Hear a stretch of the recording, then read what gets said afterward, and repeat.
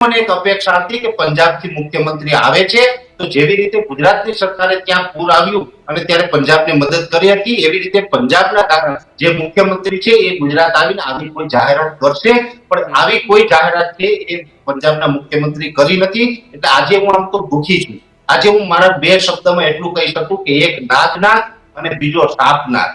એક કોબરા સાપ હોય ને એક રતનભાઈ પર હોય. પ્રદીપભાઈ, બંનેમાંથી ગમે એ કરે, આપણે તો ઝેર જ ચડવાનું ને. આ બધા જ જો રાજનીતિ કરવી છે તો ખેડૂતોનું શું? ખેડૂતના ક્યાંથી ન્યાય થશે? ચાલુ સરકાર આપ્યું નથી, આ સરકાર એને ગાળો કાઢીને જાય તો એનાથી થોડું કઈ ખેડૂતના ઘરમાં કઈ આવવાનું છે?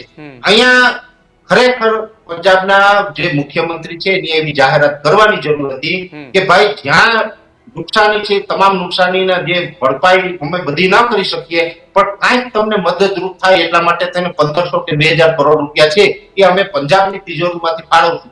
પંજાબની તિજોરી ઉપર તો કેમ જાણે કોબરા નાગ બેઠો હોય એમ અત્યારે મોટું ચીવી બેસી ગયા. એને ગાળો કાઢવા જો પંજાબથી પ્લેનમાં ધક્કો ખાધો છે તો એ ધક્કો ખાવાની જરૂર નથી. કરોડો રૂપિયાનો ખર્ચો આ બંને મુખ્યમંત્રી, જે દિલ્હીના પૂર્વ મુખ્યમંત્રી અને પંજાબના વર્તમાન મુખ્યમંત્રી, કરોડો રૂપિયાનો ખર્ચો કરીને આજનો આ કાર્યક્રમ કર્યો, પ્લેનમાં બેસીને આવ્યા ને. તમારે પ્લેનમાં બેસીને ગાળો કાઢવો થોડો ધક્કો થાય? અમને બહુ સારી ગાળો આવડે છે, અમે કાઠિયાવાડી માણસ છીએ, સતત આ સરકારને ગાળો આપીએ છીએ જ્યાં ખેડૂત સાથે ન્યાય નથી કરતા. ત્યાં તમારે ક્યાં ધક્કો ખાવાની જરૂર હતી? અહીંયા એ બધું અમે કરીએ.